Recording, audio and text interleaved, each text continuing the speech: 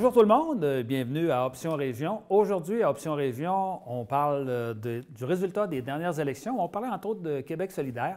On va parler également des trolls. Vous savez, les trolls, ça, c'est ceux-là qui écrivent n'importe quoi, n'importe quand, là, sur n'importe qui sur le web. Là. Puis habituellement, c'est vraiment pas très gentil.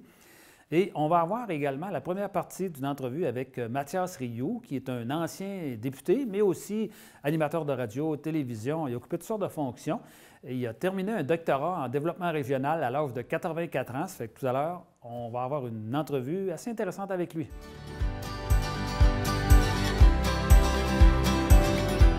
On passe maintenant à une première analyse des résultats des élections d'octobre 2018. De temps à autre, je vais revenir là-dessus, puis pour essayer de voir un peu qu'est-ce qui s'est passé, mais aussi qu'est-ce qu'on va faire avec tout ça. D'abord, comme on dit, c'est le peuple qui a parlé, puis il faut accepter ça. Puis je pense qu'il y a une certaine sagesse dans ce cas-là. Je pense que les gens avaient envie de changement, c'est correct aussi.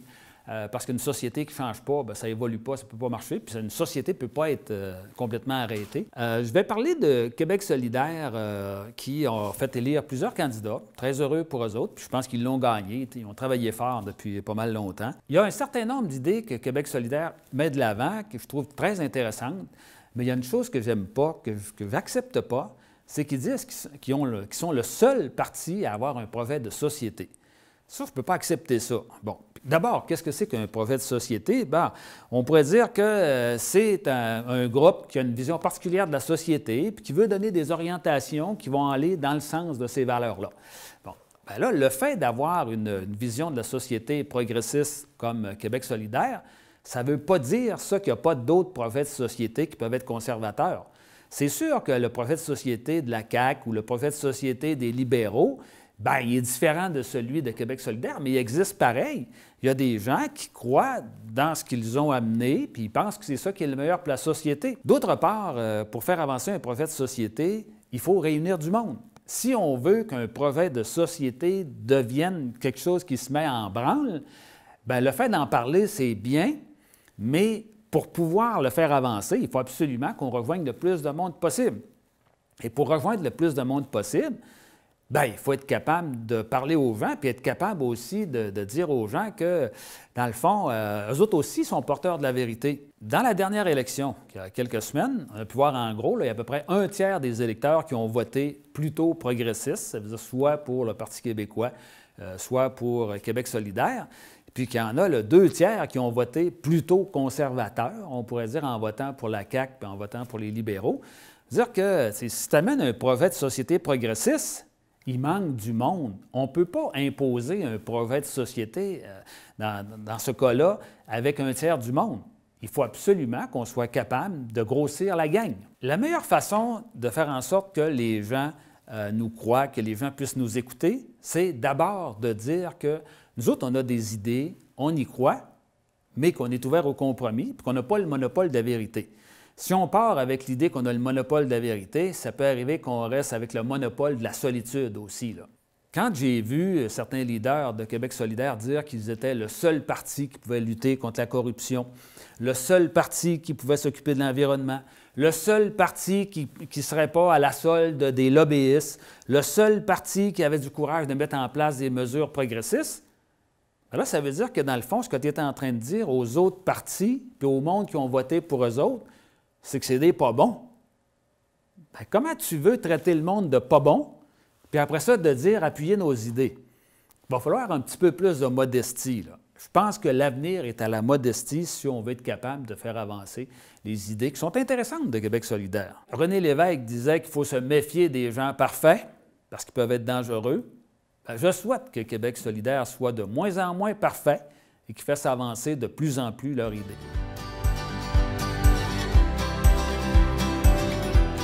On parle maintenant des trolls. Il y a quelques semaines, il y a eu un reportage documentaire réalisé par Hugo Latulippe en collaboration avec Pénélope McQuaid, qui est animatrice à Radio-Canada.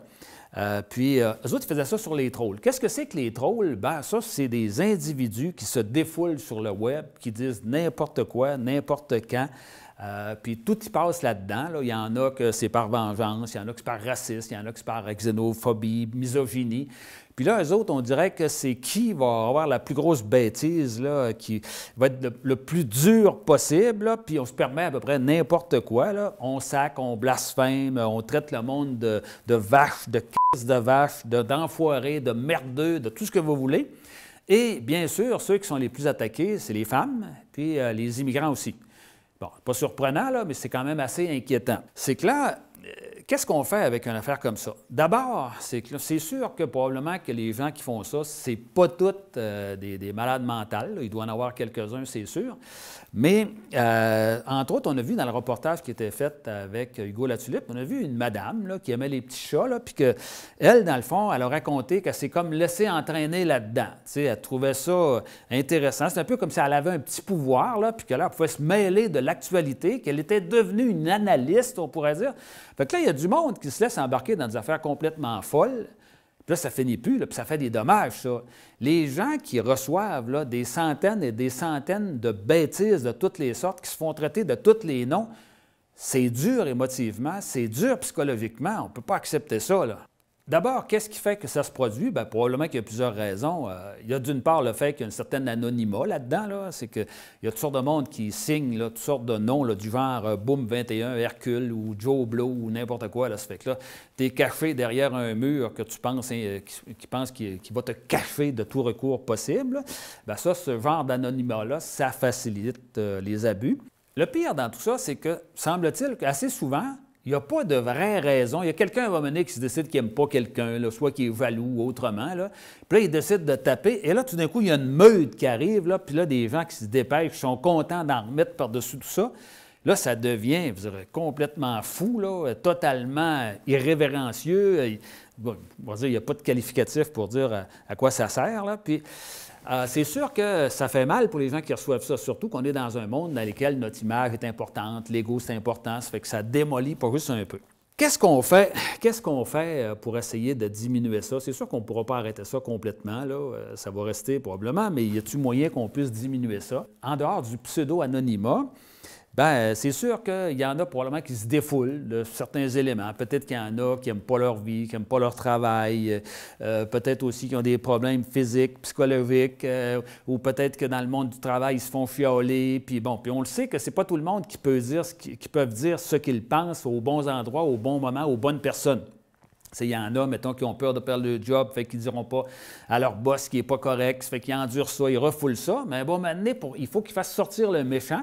Et là, ils font sortir le méchant, pas sur la bonne personne, ils font sortir ça sur la première personne sur laquelle ils tombent cette journée-là. Puis là, ils se défoulent, puis là, ça leur fait du bien, puis là, ils sont contents de ça. Peut-être aussi qu'on peut expliquer ça par le biais d'une façon de se valoriser, de montrer qu'on est puissant, qu'on a du pouvoir, puis qu'on peut devenir le king de l'attaque, le guerrier un peu, là, comme on voit là, dans les jeux vidéo. C'est une forme de guerrier, là, ça. Puis c'est sûr qu'il y a beaucoup de monde, malheureusement, qui ont une vie plate, là, puis que c'est dole la façon qu'ils vivent. Fait que peut-être qu'ils peuvent se valoriser avec ça. Une autre piste qu'on peut envisager pour essayer d'expliquer ça, c'est que on dirait que plus on a de moyens de communication, bien moins on communique, moins on dialogue avec les autres. T'sais, on est connecté avec le monde entier, mais on rencontre de moins en moins de gens. On a des centaines d'amis sur le web, mais des amis qu'on connaît à peu près pas. Puis des vrais amis, on n'en a pas. Ça fait que là, ça devient que le monde virtuel est plus important que le monde, que la réalité. Aussi, c'est que pourquoi est-ce qu'on veut avoir des amis? Bien, c'est pour se valoriser, parce que là, on veut être aimé. Ça, c'est le gros problème de notre société, là, c'est qu'on n'est pas capable d'endurer que le monde ne nous aime pas, fait qu'on veut être aimé. Puis quand on rencontre quelqu'un de nos amis virtuels qui ne nous aime pas ou qui ne pense pas comme nous autres, on le flush. Facile. Tu sais, on le flush, pas besoin d'appeler, tu décollectes, tu l'enlèves de la patente, puis il est parti, disparu. Ce que ça suppose, c'est qu'on n'a plus envie de discuter, on ne veut pas avoir des arguments, on veut juste avoir raison. L'important, c'est d'avoir raison, d'avoir la vérité. C'est ça qui est le plus important. Pourtant, au Québec, on a déjà eu des époques dans lesquelles on était capable de discuter, puis assez fort, merci. Moi, je me rappelle des premières années du Parti québécois, quand on parlait d'indépendance, je vais vous dire que ça montait haut. J'ai vu des chicanes de famille assez terribles. Mais dans le fond, c'est que là, on faisait sortir le méchant au bon endroit, on discutait avec le monde qui n'était pas comme nous autres. Mais là, on dirait que pour toutes sortes de raisons, c'est que là, on aime mieux, mettons, un monde qui est un peu aseptisé, là, puis là, on ne veut plus se chicaner en famille, on ne veut plus élever le ton. Ça fait qu'à ce moment-là, il y a toute une série de sujets dont on ne discute plus. Il y a des sujets qui sont tabous, comme la politique, entre autres. Et finalement, quand on se rencontre en famille ou entre amis, bien, on parle de toutes sortes d'affaires superficielles, du genre le nouveau gadget que je me suis acheté, de la température, etc. Mais l'essentiel de la discussion, là, les choses qu'on pense puis qu'on voudrait que ça ait mis de l'avant, ils sont oubliés, mais ça laisse un vide, ça. On ne peut pas accepter ça. On ne pourra pas parler des calinours tout le temps dans notre vie. Là, il va falloir à un moment donné qu'on soit capable de discuter, de débattre. Mais pour ça, il faut accepter qu'on n'a pas raison. En tout cas, à tout le moins, accepter qu'on n'a pas raison sur tout. Aujourd'hui, tu es en train de lire un livre, là, puis ce que le gars disait, c'était que le monde se prenne de plus en plus pour le bon Dieu. Le monde, ils ont la vérité, ils sont les meilleurs, puis les autres, bien, ça ne vaut pas cher. Bien, plus on va aller là-dedans, plus ça va être difficile de vivre ensemble, parce que dans ce temps-là, on ne vit pas ensemble. Là. Y a-t-il quelqu'un qui a envie de discuter avec quelqu'un qui est parfait? Y a-t-il quelqu'un qui a envie de discuter avec quelqu'un qui est infaillible? Alors, ça fait que là, ça mène nulle part, ça. Si je reviens à la question des trolls, qu'est-ce qu'on peut faire pour arrêter ça ou diminuer ça?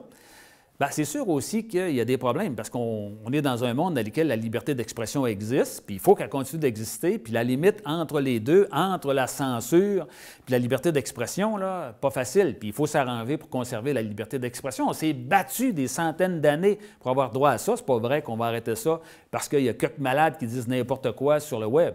Je pense qu'il y a quand même là, des choses qu'il faut qu'ils soient mises de l'avant, entre autres là, par le biais, je ne sais pas, de publicité ou en tout cas de gens qui pourraient dire oui, on est dans un monde libre, mais la liberté a toujours besoin d'encadrement. C'est pas vrai que ça existe, la liberté totale, puis c'est dangereux, la liberté totale, parce que à partir du moment où tu peux faire n'importe quoi, là, ça va être dur pour les autres.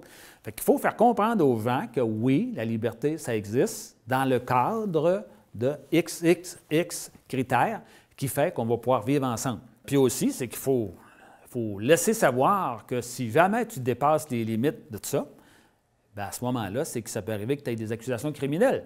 Avant d'arriver là, d'avoir des accusations criminelles, est-ce qu'on pourrait avoir, par exemple, un service qui pourrait être fait par les policiers, qui surveillerait ça? D'abord, ça va prendre une meilleure formation pour les policiers là, qui vont travailler là-dessus, parce que ce n'est pas toujours évident. Là, avant ça, on courait après les petits bandits des dépanneurs, là, mais là, les méchants, ils sont rendus sur le web. Ça veut dire qu'il faut que notre police soit de plus en plus web. Et que s'il y avait des surveillances, puis qu'on voit passer quelque chose, puis qu'on dit à quelqu'un, t'envoies une petite note en disant « Ceci est un avertissement, la prochaine fois, vous pourrez avoir des accusations, signé corps de police d'un tel », bien, peut-être que ça refroidirait peut-être l'ardeur de certains. Un autre élément aussi qui pourrait nous permettre de diminuer ça, c'est de faire comprendre aux gens que ce n'est pas en s'enfermant avec des gens qui pensent exactement comme nous autres qu'on va faire avancer nos idées. Là, présentement, là, il y a, c'est toujours, mettons, les bons et les méchants. Les bons, c'est toujours nous autres, les méchants, c'est toujours les autres. Puis là, il y a des gens qui pensent qu'ils ont raison à 100 puis que les autres ont tort à 100 parce que tu peux pas, il ne lui reste pas grand-chose, les autres, si toi, tu as pris tout le 100 pour toi. Bien, il faudra qu'on ferait comprendre au monde que si on veut faire avancer un certain nombre de nos idées, il faut accepter d'abord qu'on n'a pas raison, qu'on n'a pas la vérité tout crue, puis que finalement, c'est que dans la vie, il faut faire des compromis.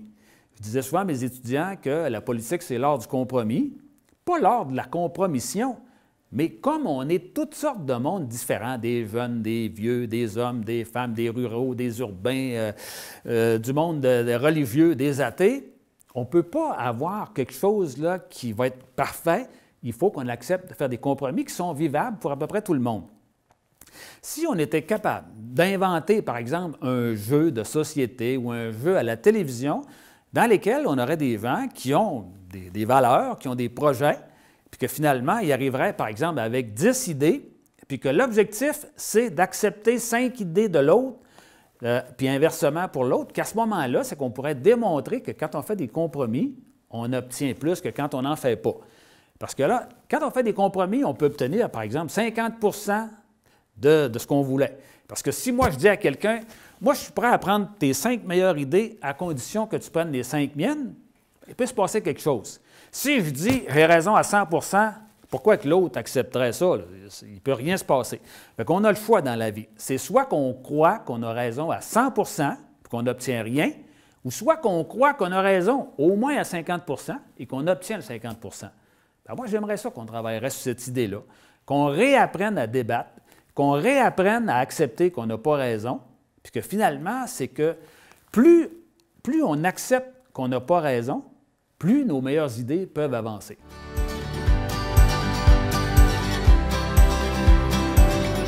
Bonjour Mathias, merci d'avoir accepté l'invitation d'Option Région.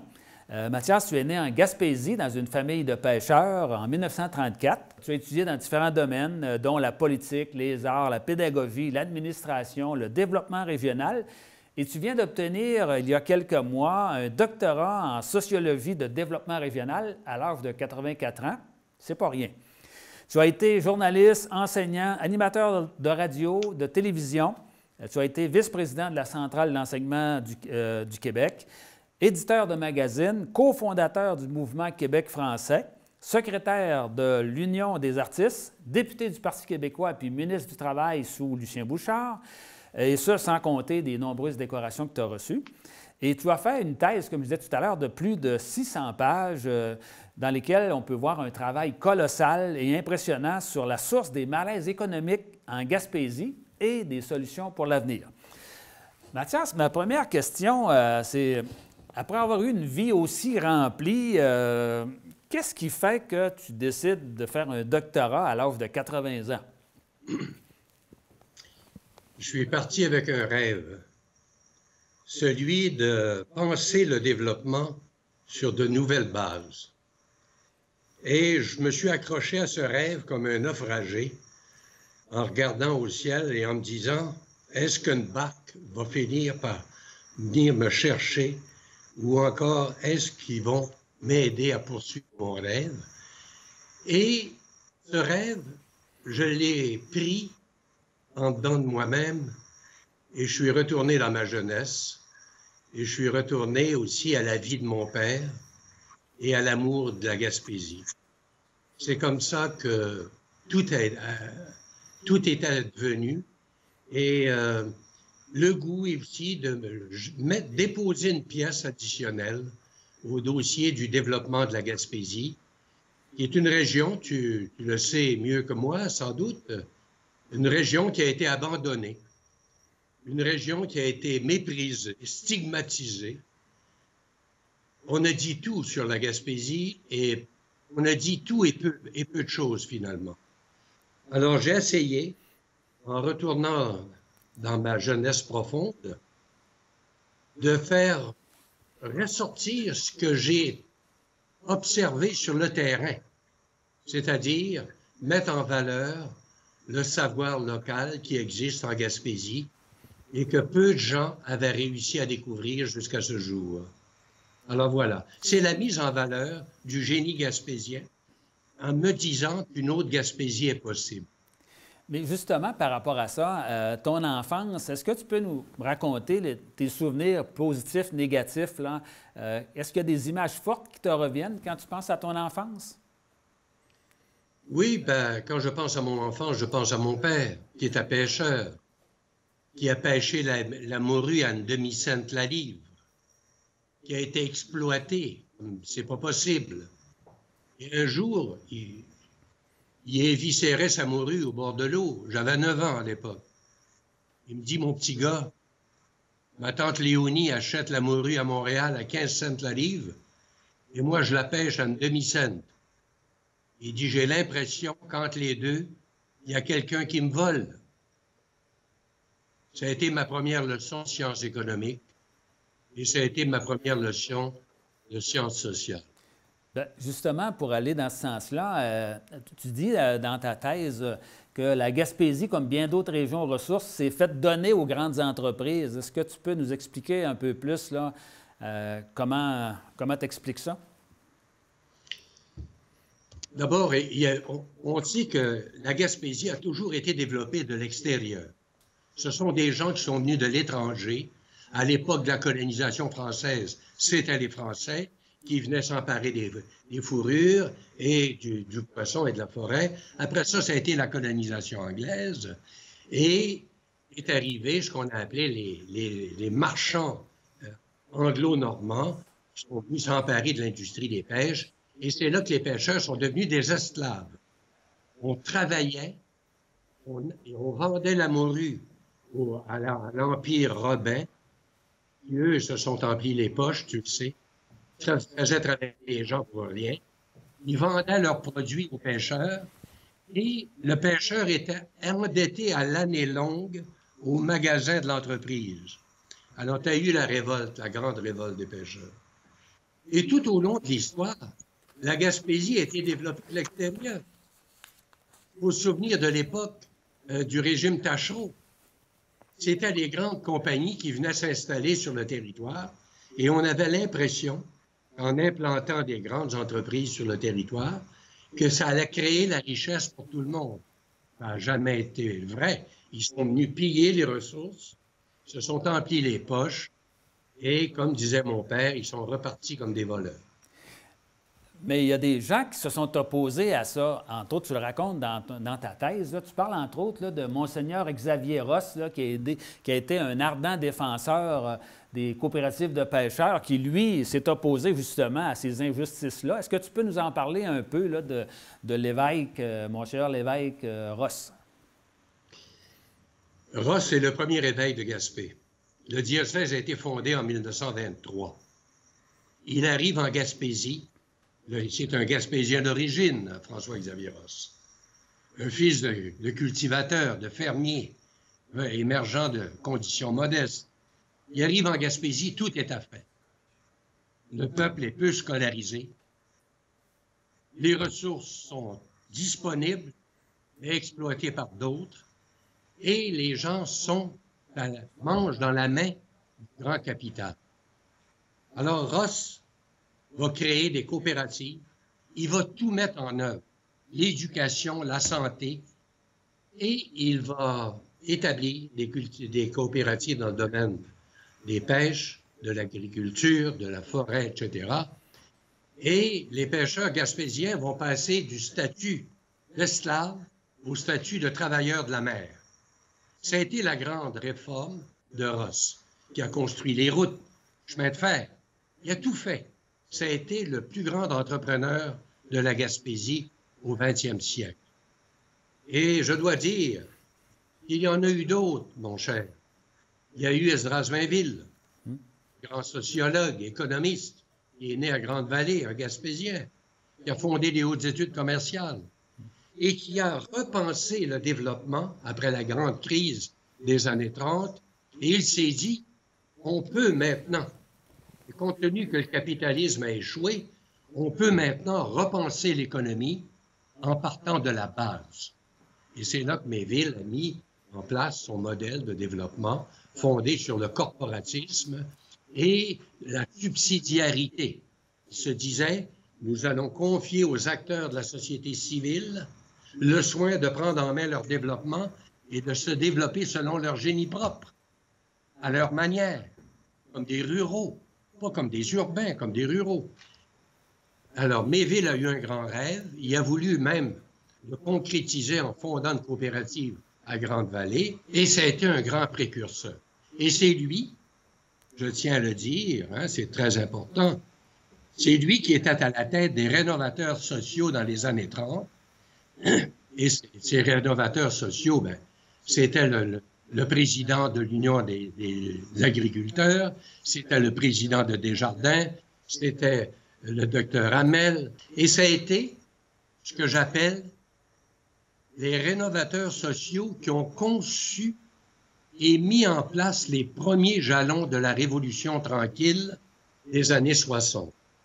Tu parles d'Esdras Mainville, qui a été un personnage extrêmement important pour la Gaspésie, mais pour l'ensemble du Québec, comme tu disais. Puis tu mentionnes dans ton texte une citation que je trouvais assez intéressante, puis j'aimerais ça que tu puisses nous l'expliquer. Esdras Mainville, il dit qu'un acte politique a privé la Gaspésie des avantages que la nature l'avait pourvus. Comment dit, elle avait tout ce qu'il fallait pour réussir à se développer, puis que finalement, il y a quelqu'un qui a posé un geste politique qui a tout annulé ça. Qu'est-ce que c'est ce geste politique-là? D'abord, avant de te répondre, je vais te dire qui est Esdras Mainville. C'est un économiste, un sociologue. Il est né à Grande-Vallée. C'est un peu le grand ami et l'affidé de Ross. Les deux hommes sont de la même école. Ce sont des ardents catholiques. Ils connaissent très bien la Gaspésie et ils ont des idéaux. Ils veulent protéger la foi, mais cependant, Mainville a eu la finesse d'analyser les effets catastrophiques de la crise économique. Alors, qu'est-ce qu'il a fait? Il a créé un modèle économique qui s'appelle le catholicisme social. Alors, qu'est-ce que c'est? C'est une construction qui regroupe la société civile, l'Église et l'État. Et là, ça a pris la forme d'un corporatisme social et qui, donc, la subsidiarité a permis à la société civile de s'approprier le développement de l'humain, permettre aux personnes de s'épanouir et leur donner ce droit strict de vivre en région. Alors, il publie en 1927 La Gaspésie qui ne veut pas mourir, et vous allez voir, il va mettre ses théories à l'épreuve des faits avec son expérience de Grande-Vallée. Alors, j'estime que Mainville et Ross ont été des ardents défenseurs du corporatisme social, catholicisme social, mais ils ont eu une vision. Et pour Mainville, la Gaspésie, son problème majeur, c'était ses infrastructures de transport. Mainville disait, si on veut exporter nos produits de la mer, de la forêt, des mines et de la terre, ça nous prend un transport pour que les Gaspésiens peuvent expédier leurs produits à l'étranger. Alors, on n'en a jamais eu de transport à Gaspésie. Et c'est ainsi que se termine notre émission. La semaine prochaine, je vous invite pour voir la deuxième partie de l'entrevue avec Mathias Rioux et on aura bien sûr des actualités. À la semaine prochaine.